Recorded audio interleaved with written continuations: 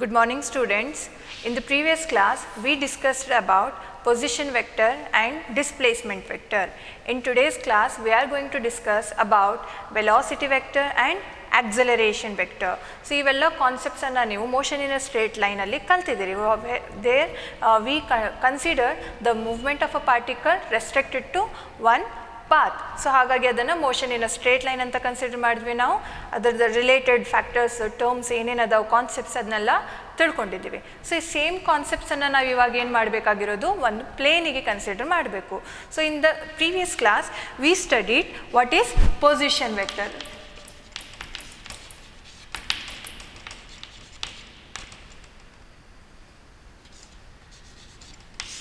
So position vector is a vector which specifies the position of a particle from a reference point. So ಆ reference point ಗೆ ನಾವು ಏನಂತ ಹೇಳಿದ್ವಿ, origin ಅಂತ ಹೇಳಿದ್ವಿ. ಅದನ್ನು ಯಾವ ಥರ ಡಿನೋಟ್ ಮಾಡಿದ್ವಿ, ವೆಕ್ಟರ್ r ಇಂದ ಡಿನೋಟ್ ಮಾಡಿದ್ವಿ. ಸೊ ಪೊಸಿಷನ್ ವೆಕ್ಟರನ್ನು ಯಾವ ಫಾರ್ಮಲ್ಲಿ ಬರೆದ್ವಿ ನಾವು, xi ಪ್ಲಸ್ yj ಅಂತಂದರೆ ಆ ಏನು ಪೊಸಿಷನ್ ಇದೆಲ್ಲ ಆ ಪೊಸಿಷನ್ ಎಕ್ಸ್ ಕಾಂಪೊನೆಂಟ್ ಮತ್ತು y component along x axis and along y axis ಈ ಥರ ನಾವು ಡಿನೋಟ್ ಮಾಡಿದ್ವಿ. Litre V studied about displacement vector.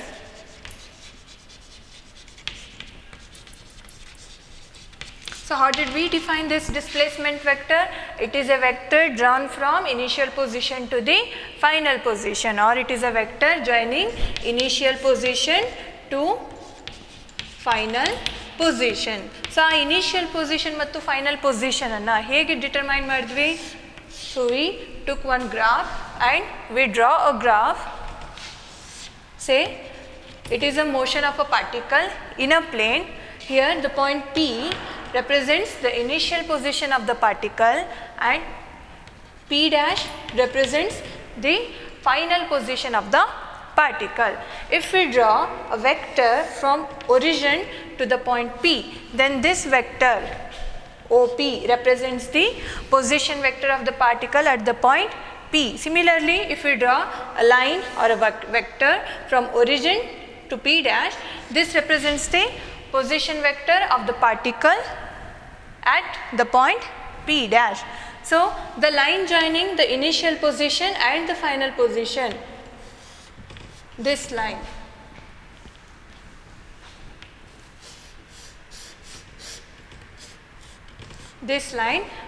represents the displacement of the particle in its vector form. This line, that is P dash, represents the displacement of the particle. So OP here, OP represents the initial position and OP dash represents its final position. So initial position say if we have points x1 y1, then vector ಯಾವ ಥರ ಬರಿತೀವಿ ನಾವು, x1i plus y1j. Similarly position of the particle at P dash, ಅದನ್ನು vector ಫಾರ್ಮಲ್ಲಿ ಹೇಗೆ ಬರಿತೀವಿ, x2i plus y2j ಈ ಫಾರ್ಮಲ್ಲಿ ಬರೆದ್ವಿ. ಸೊ ಡಿಸ್ಪ್ಲೇಸ್ಮೆಂಟ್ ಏನಾಗುತ್ತೆ, ಡಿಸ್ಪ್ಲೇಸ್ಮೆಂಟನ್ನು ನಾವು ಡೆಲ್ಟಾ ಆರ್ ವೆಕ್ಟರಿಂದ ಡಿನೋಟ್ ಮಾಡ್ತೀವಿ. ಸೊ ಡೆಲ್ಟಾ ಆರ್ ಏನಾಗುತ್ತೆ ಅವಾಗ, O P dash minus O P. So ಇದನ್ನು ಹೇಳಿದ್ದೇನೆ, two vectors tail to tail join ಆಗಿತ್ತಂತಂದರೆ, so if we are drawing a third vector which is joining head of another vector, then this distance, the third vector is given by second vector minus first vector. So second vector ಏನು represent ಮಾಡುತ್ತೆ, final position ವೆಕ್ಟರನ್ನು represent ಮಾಡುತ್ತೆ, that is R2. ಇದನ್ನು R1 ಅಂತ consider ಮಾಡಿದರೆ, ಇದನ್ನು R2 ಅಂತ consider ಮಾಡಿದರೆ displacement ವೆಕ್ಟರನ್ನು ಯಾವ ಥರ ಬರಿಬಹುದು, R2 ಮೈನಸ್ R1 ಅಂಥೇಳಿ ಬರಿಬಹುದು. R2 ಏನಿದೆ ನಮ್ಮ ಕಡೆ, x2i plus y2j minus of R1 ಏನಿದೆ, x1i plus y1j.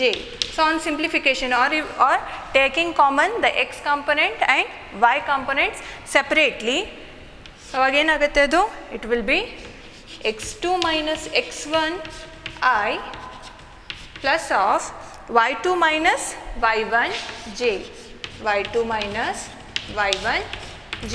So this quantity can be further rewritten as xi plus yj. ಈ ಥರ ನಾವು ಡಿಸ್ಪ್ಲೇಸ್ಮೆಂಟ್ ವೆಕ್ಟರನ್ನು ಬರೀಬೋದು.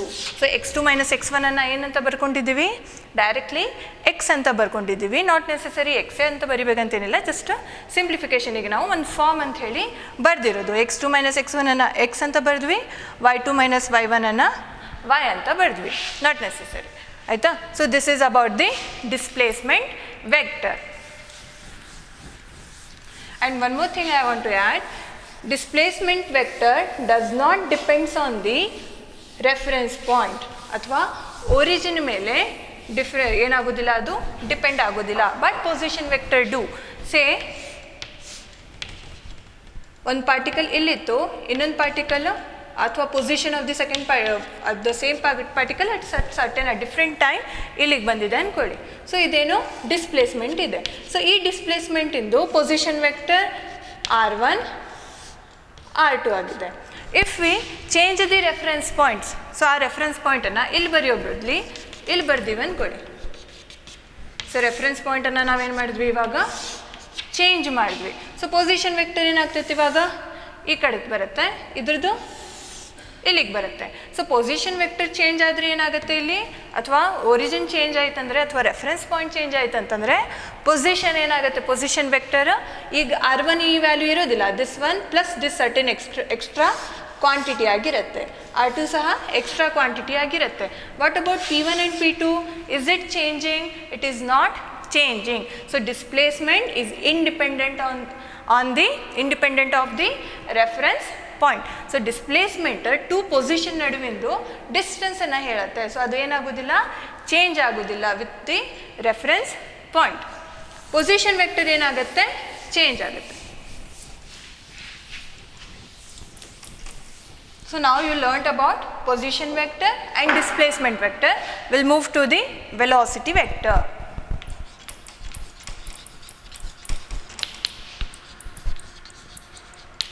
So in that, first we will learn about average velocity.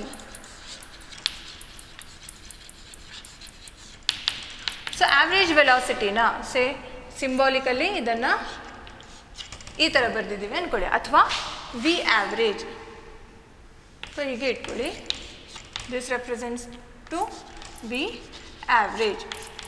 Now this is a vector quantity. So ನಾವು previous ಯಾವುದಂತಂದರೆ motion in a straight ಲೈನಲ್ಲಿ ಕಲ್ತಿದ್ದೀವಿ.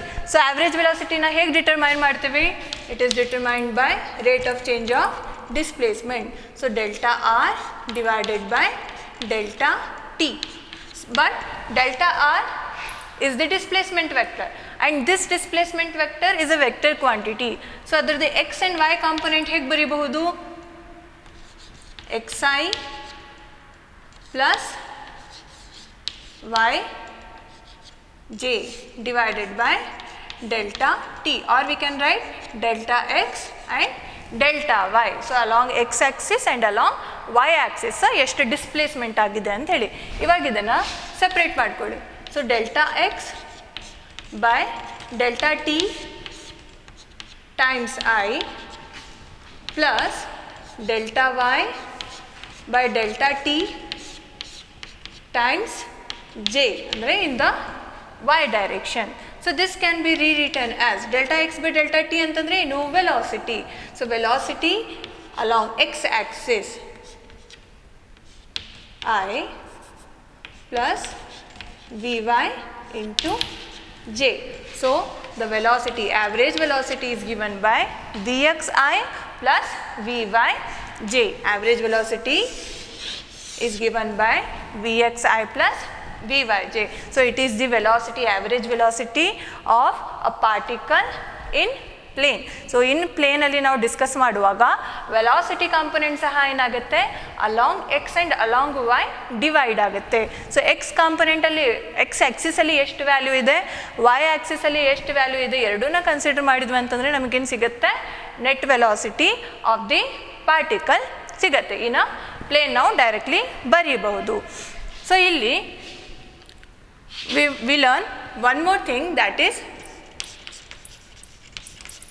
instantaneous velocity. So instantaneous velocity na ಹೇಗೆ define ಮಾಡಿದ್ವಿ? So here there we define that we have to reduce that time interval. So time interval ಅನ್ನು ತುಂಬ ಕಡಿಮೆ ಮಾಡಬೇಕು. ತುಂಬ ಕಡಿಮೆ ಅಂತಂದರೆ ಎಷ್ಟು?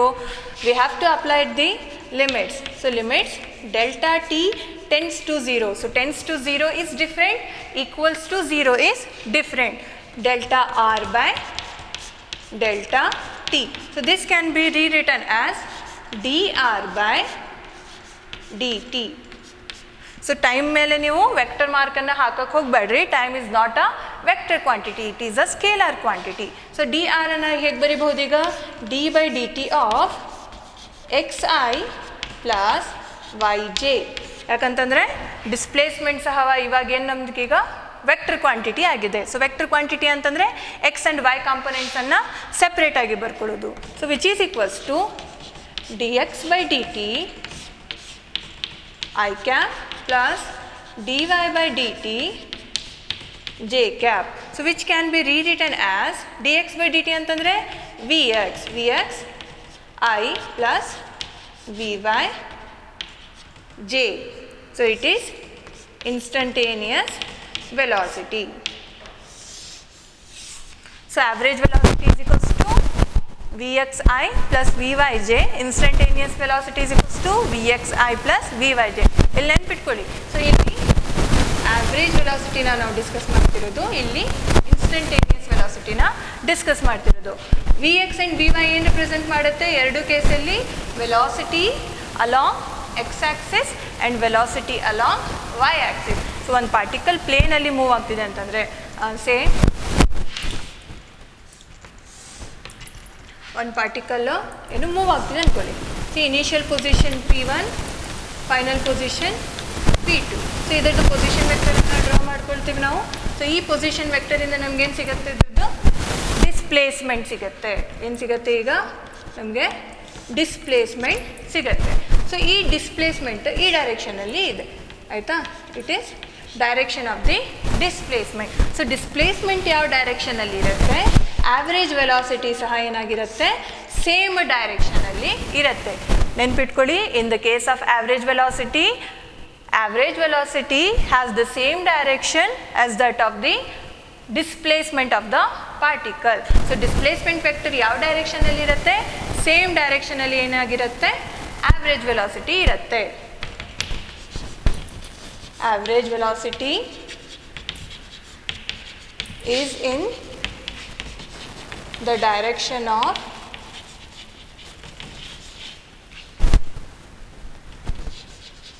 displacement of particle. ಬಟ್ ಇಲ್ಲಿ ಹೇಗೆ ಡಿಟರ್ಮೈನ್ ಮಾಡೋದು? ಸೊ ಇಲ್ಲಿ position of the particle say P1 and P2. Since we are taking ಇಲ್ಲಿ at any time t not equal to 0, but ಇಲ್ಲಿ t delta T tends to 0. ಇಲ್ಲೇನಾಗ್ತಿರೋದು? Delta T tends to 0 ಅಂದರೆ very close time ಇಂಟರ್ವಲಲ್ಲಿ. Very close time interval ಅಂತಂದರೆ particle just ಏನಾಗಿರೋದು? ಪೊಸಿಷನನ್ನು change ಮಾಡಿರೋದು. So ಇಲ್ಲಿ ಇದ್ರದ್ದು ಟ್ಯಾಂಜೆಂಟ್ V1 ಅಂತ ತಗೊಂಡ್ವಿ ಅಂತಂದರೆ ಇಲ್ಲಿ V2 ಅಂತ ಇರುತ್ತೆ. ಸೊ ಈ ಕೇಸಲ್ಲಿ ನಾವೇನು ಅಂತ ಹೇಳ್ಬೋದು? ತುಂಬ ಇಂಟರ್ವಲ್ ಕಡಿಮೆ ಇರೋದ್ರಿಂದ ಡೆಲ್ಟಾ ಟಿ ಅಪ್ರೋಚಿಂಗ್ ಟು 0 ಇರೋದ್ರಿಂದ ಸೊ ಇಲ್ಲಿ ವೆಲಾಸಿಟಿ ಡೈರೆಕ್ಷನ್ ಎಲ್ಲಿರುತ್ತೆ? It is tangent to the position of the particle. So ಇಲ್ಲಿ ಏನಂತ ಹೇಳ್ತೀವಿ ನಾವು?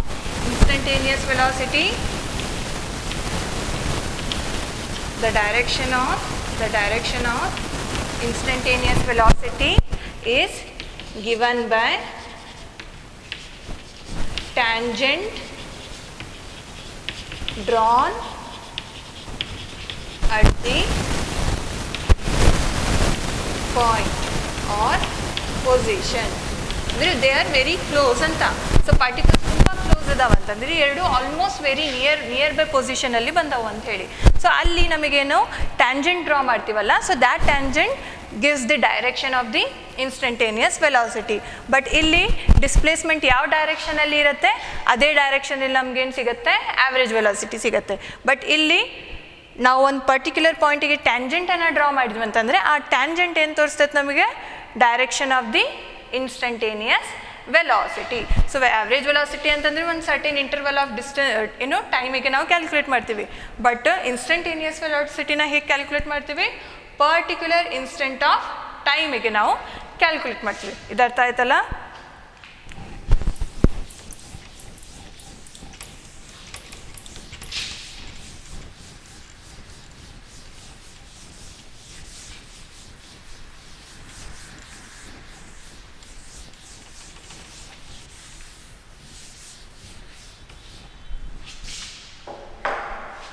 Similarly, we have to learn about the acceleration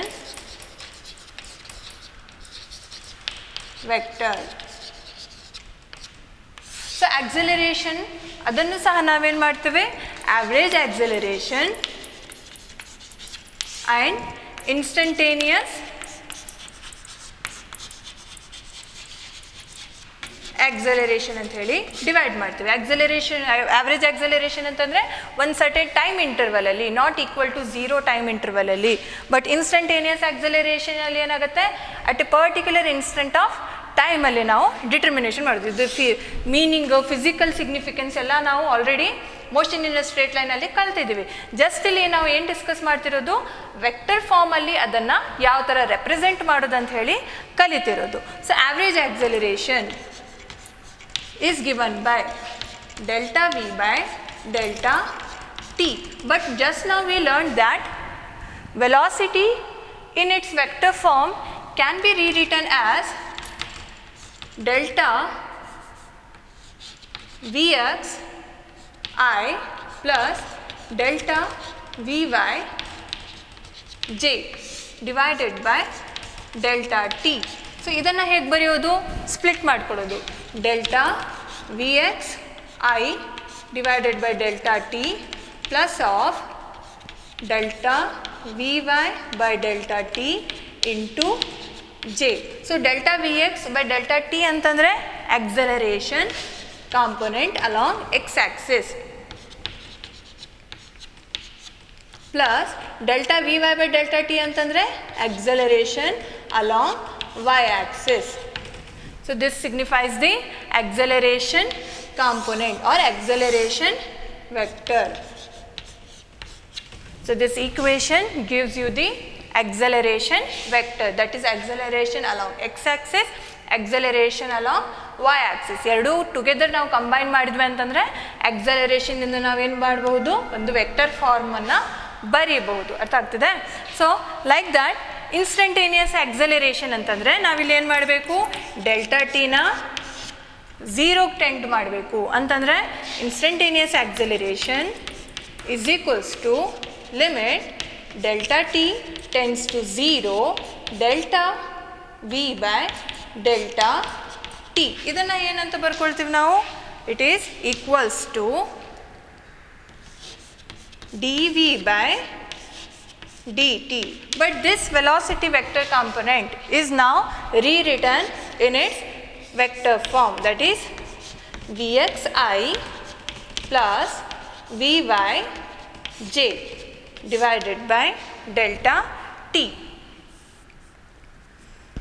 so ಇದನ್ನು ಸೆಪ್ರೇಟ್ ಸ್ಪ್ಲಿಟ್ ಮಾಡ್ಕೊಂಡ್ವಿ ಅಂತಂದರೆ D by D T of V X I plus D by D T of V Y into J cap.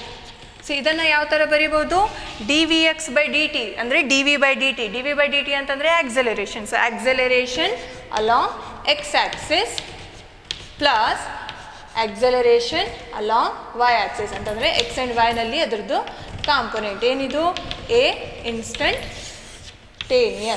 So acceleration along X axis, acceleration along Y axis ಎರಡು ಕೂಡಿಸಿದ್ರೆ ನಮಗೇನು ಸಿಗುತ್ತೆ vector form of the acceleration. ಯಾವ acceleration instantaneous acceleration. ಏನು instantaneous acceleration ಅಂತಂದರೆ it is the acceleration at a particular instant of time. ಇದನ್ನು ಬೇಕಾದರೆ ನಾವು ಯಾವ ಫಾರ್ಮಲ್ಲಿ ಬರೀಬಹುದು? ಡಿಸ್ಪ್ಲೇಸ್ಮೆಂಟ್ ಫಾರ್ಮಲ್ಲಿ ಬರೀಬೋದು. ಪ್ರೀವಿಯಸ್ ಕ್ಲಾಸ್ಲಿ ಯಾವುದ್ರಾಗ ಮೋಷನ್ ಇನ್ ಅ ಸ್ಟ್ರೇಟ್ ಲೈನಲ್ಲಿ ಹೇಳಿದ್ದೆ ನಿಮಗೆ. ಯಾವ ಫಾರ್ಮಲ್ಲಿ ಬರೀಬೋದು ಹೇಳಿ? D V by D T ಬದಲಿ A is equals to D square R by D T square, ಈ ಫಾರ್ಮಲ್ಲಿನೂ ನಾವು ಬರೀಬೋದು. ಆಯಿತಾ? ಸೊ ಇವಾಗ ಇದನ್ನು ನಾವು ಗ್ರಾಫಿಕಲ್ ಮೀನಿಂಗನ್ನು ತಿಳ್ಕೊಡುವ ಹೇಗೆ ಅಂಥೇಳಿ. ಸೊ ಡೈರೆಕ್ಷನನ್ನು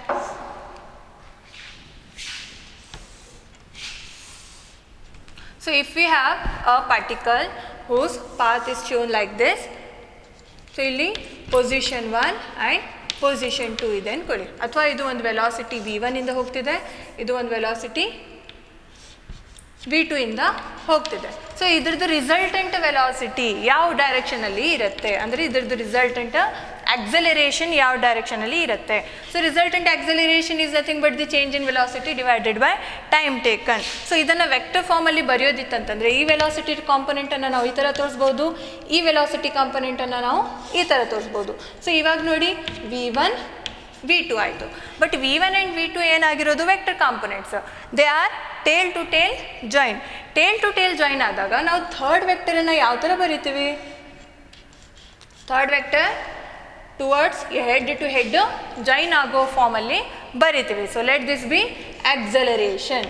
ಸೊ ಈ ಆಕ್ಸಲರೇಷನ್ ಇಂದು ಡೈರೆಕ್ಷನನ್ನು ಹೇಗೆ ಬರೆಯೋದು ಅಥವಾ ಆಕ್ಸಲರೇಷನನ್ನು ನಾವು ಹೇಗೆ ಡಿಟರ್ಮೈನ್ ಮಾಡ್ತೀವಿ? v2 minus v1, that is second vector minus first vector. So ಇಲ್ಲಿ ಆಕ್ಸಲರೇಷನ್ ಡೈರೆಕ್ಷನ್ ಯಾವುದ್ರ ಮೇಲೆ ಡಿಪೆಂಡ್ ಇರುತ್ತೆ? v2 ಮೈನಸ್ v1 ಅಂತಂದರೆ change in velocity.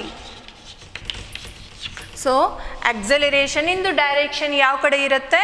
Change in ವೆಲಾಸಿಟಿದು direction ಯಾವ ಕಡೆ ಇರುತ್ತೆ ಅದೇ ಡೈರೆಕ್ಷನಲ್ಲಿ ಆಕ್ಸಲರೇಷನ್ ಇರುತ್ತೆ.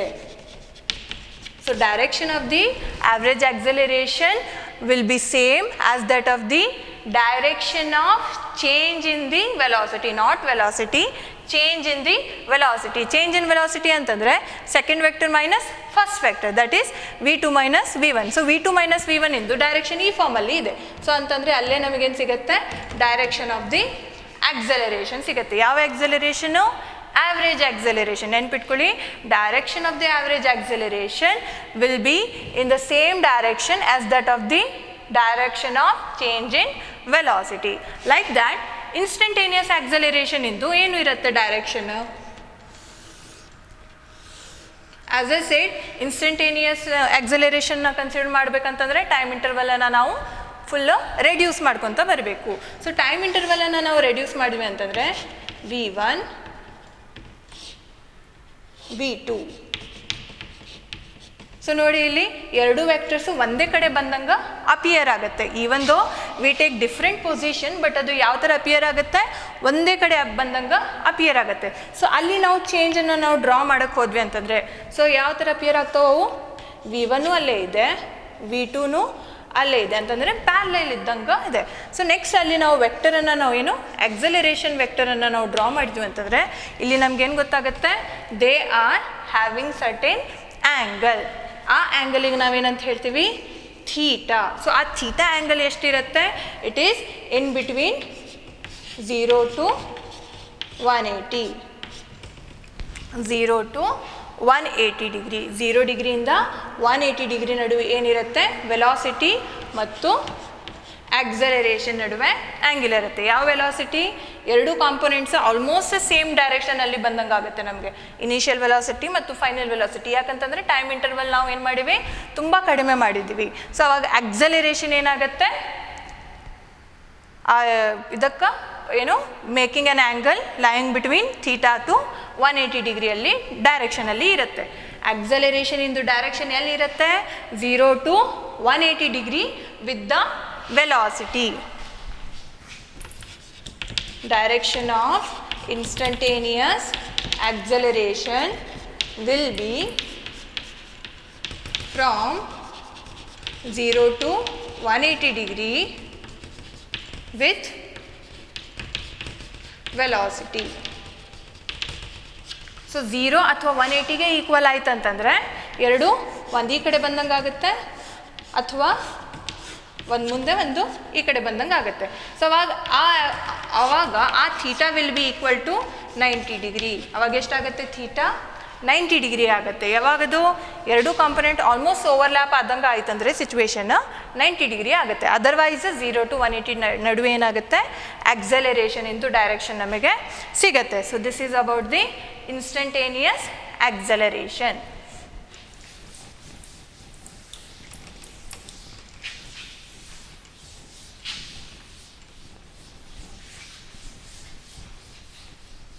So all you have to remember in this, writing the vector form of position vector, velocity vector, acceleration vector and also displacement vector, nothing else.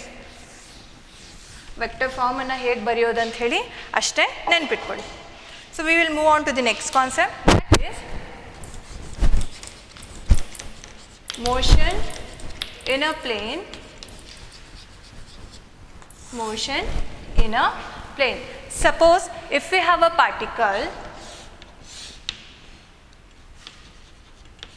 P whose initial position is x1, y1 and it is moving with certain initial velocity, let that be u, making or with a constant acceleration, with a constant acceleration.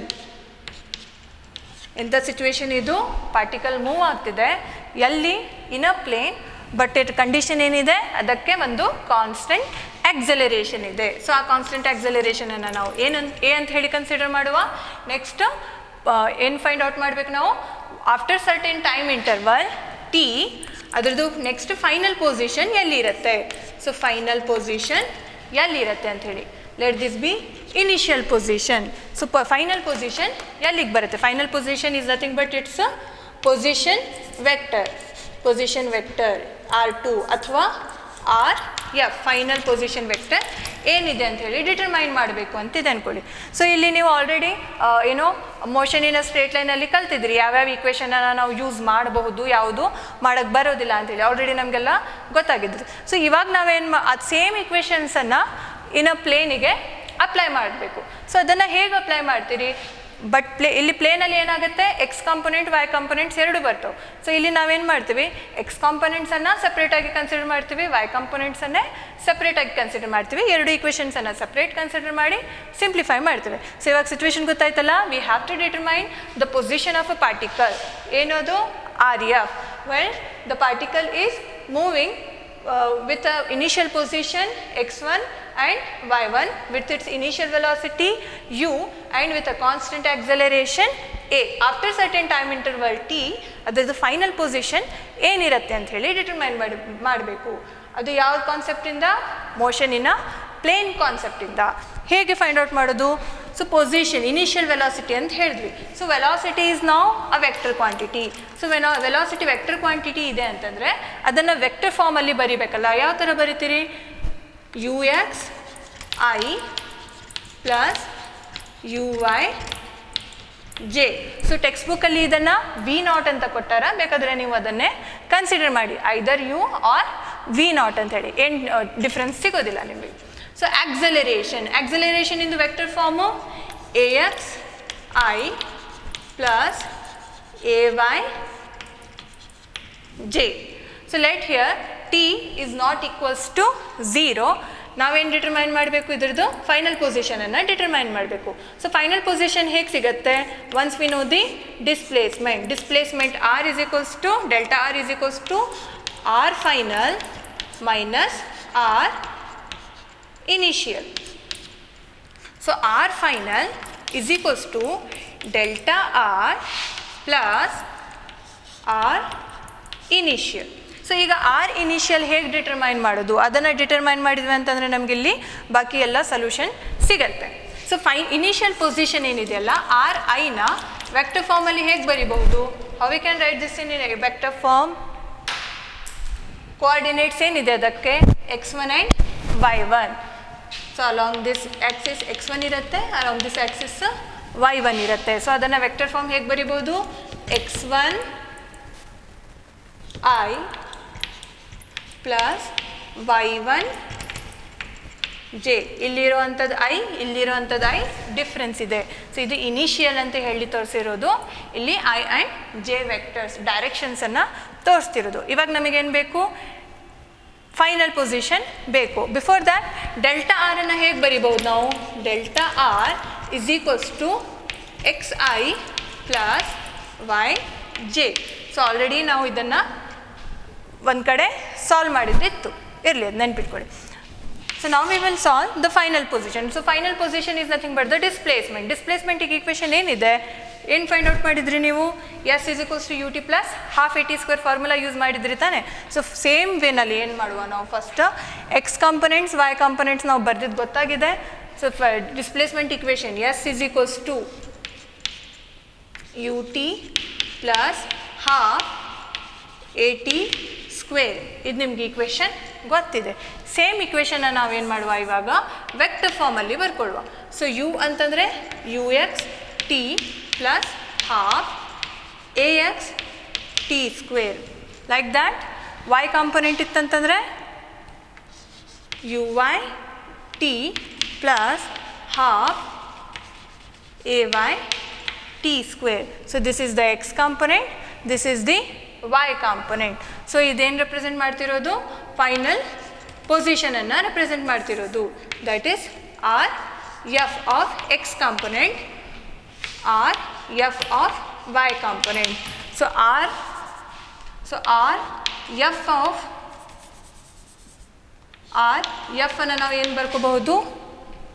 Final position and initial position U two ಅಥವಾ X two I plus Y two J ಅಂಥೇಳಿ ಬರ್ಕೋಬಹುದು.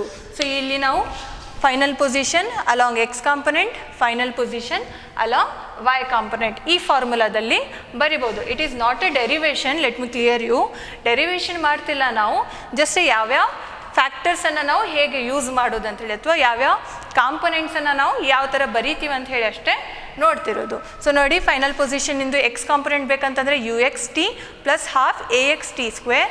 Y component ಬೇಕಿತ್ತಂತಂದರೆ U Y T plus half A Y T. So ಇದ್ರದ್ದು X component is nothing but X two, Y component is nothing but Y two. So ಅದರಿಂದ ನಮಗೇನು ಸಿಗುತ್ತೆ? Final ಪೊಸಿಷನಿಂದು value ಸಿಗುತ್ತೆ.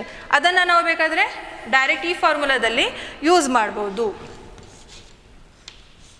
R F is equals to delta R. Delta R ಅಂತಂದರೆ X I plus Y J plus of R initial.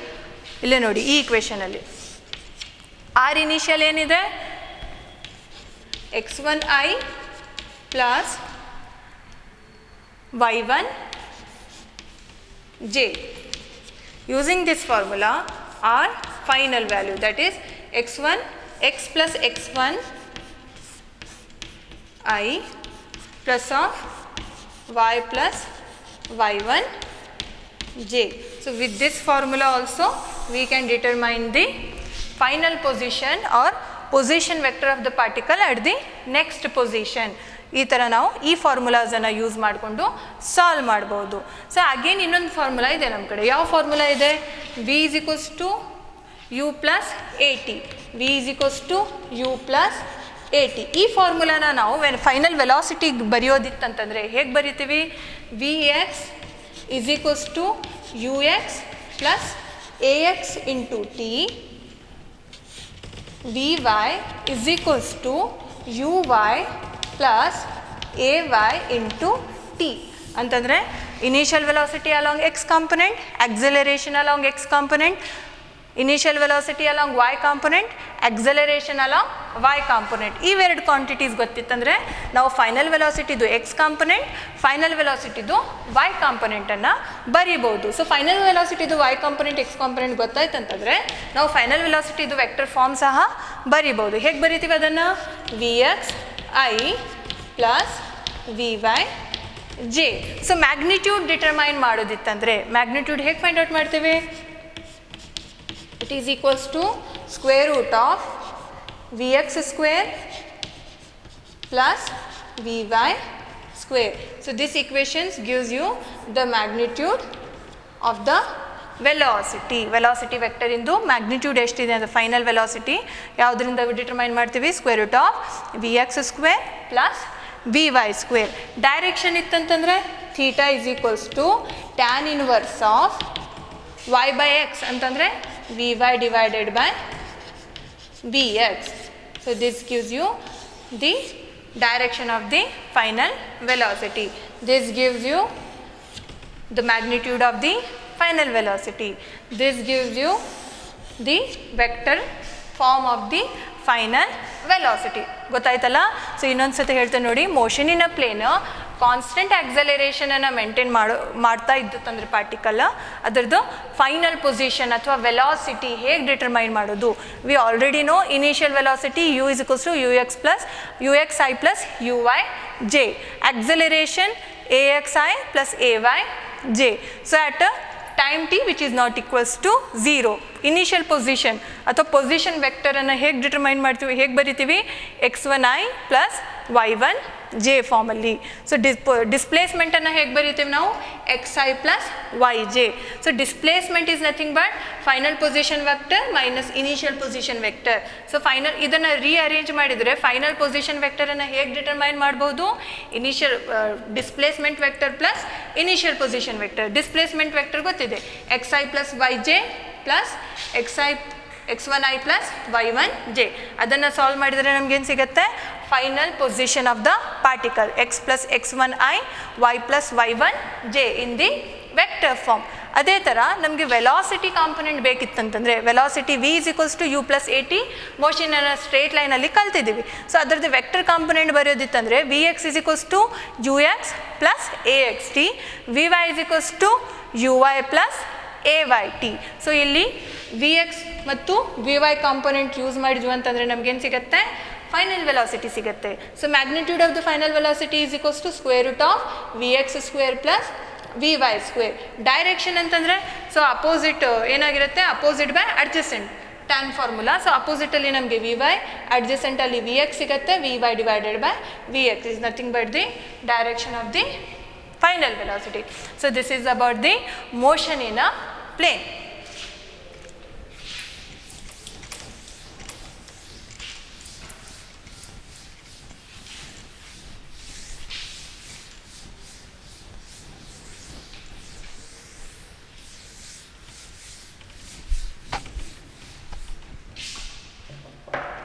So let us discuss one last simple concept, that is relative velocity.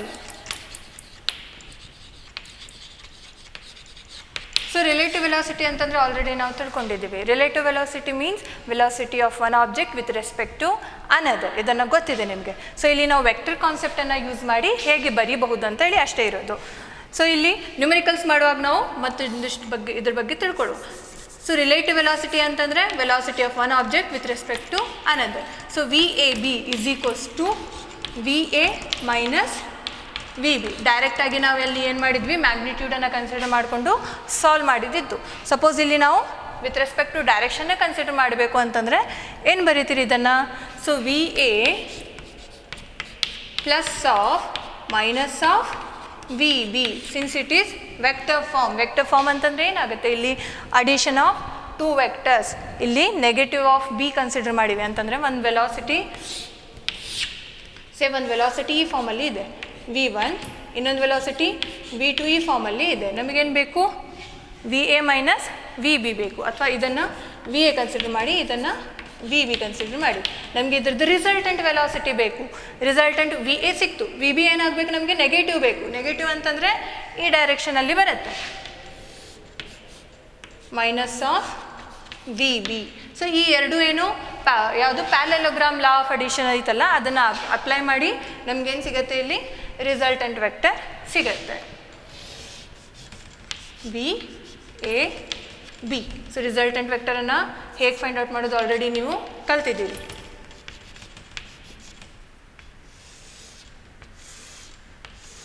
ಆಯಿತಾ? So ಹೇಗೆ find out ಮಾಡ್ತೀರಿ, V A B is equals to V A B is equals to square root of V ನೆನಪಿದೆಲ್ಲ formula v1 square plus v2 square plus 2 v1 v2 into cos theta. So ನೋಡಿ ಇಲ್ಲಿ angle theta ಇತ್ತು, but ಇಲ್ಲಿ ಎಷ್ಟಿದೆ ಅದು 180 minus theta ಇದೆ, 180 minus theta ಇದೆ. ಯಾಕಂದರೆ ಅದರದ್ದು ನಾವೇನು ತಗೊಂಡಿರೋದು ನೆಗೆಟಿವ್ ವ್ಯಾಲ್ಯೂನ ತಗೊಂಡಿರೋದು. So v a square plus V b square plus 2va into v B cos 180 minus theta. So v a square plus, so ಅಥವಾ just remember this one. So VAB is equals to VA square plus VB square plus 2AB 2VA into VB cos theta, cos of 180 minus theta. ಇದರಿಂದ ನಮಗೆ ಏನು ಸಿಗುತ್ತೆ, relative velocity in the vector form ಸಿಗುತ್ತೆ. ಯಾವ ಫಾರ್ಮಲ್ಲಿ ಸಿಗುತ್ತೆ ನಮಗೆ, vector ಫಾರ್ಮಲ್ಲಿ ಸಿಗುತ್ತೆ. ಅದೇ ಥರ ಡೈರೆಕ್ಷನ್ನು tan alpha is equals to B cos B sine 180 minus theta. So B ಅಂತಂದರೆ ಏನಿಲ್ಲಿ V B divided by V A plus V B cos 180 minus theta. ಏನಿದೆ formula, B sine theta divided by A plus B cos theta ಇದೆ. So B ಅಂತಂದರೆ ನಮ್ಮದೇನು second vector ಎಷ್ಟಿದೆ, minus V B ಇದೆ. So V B sine 180 minus theta divided by V A plus B cos theta ಅಂತಂದರೆ ಇಲ್ಲಿ a ಅಂತಂದರೆ vector velocity vector ಇದೆ. So v A plus V B cos 180 minus theta. ಅಥವಾ ಇದನ್ನು ನೀವು subtraction ಮಾಡಿದ rule ಗೊತ್ತೈತಲ್ಲ, ಅದನ್ನು ಬೇಕಾದರೆ ಅಪ್ಲೈ ಮಾಡಿ ಸಾಲ್ವ್ ಮಾಡ್ಬೋದು. ಗೊತ್ತಾಯ್ತಲ್ಲ, this is about the relative velocity in the vector form.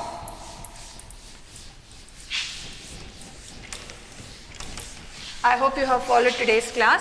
In today's class, we learned about position vector, displacement vector, acceleration vector.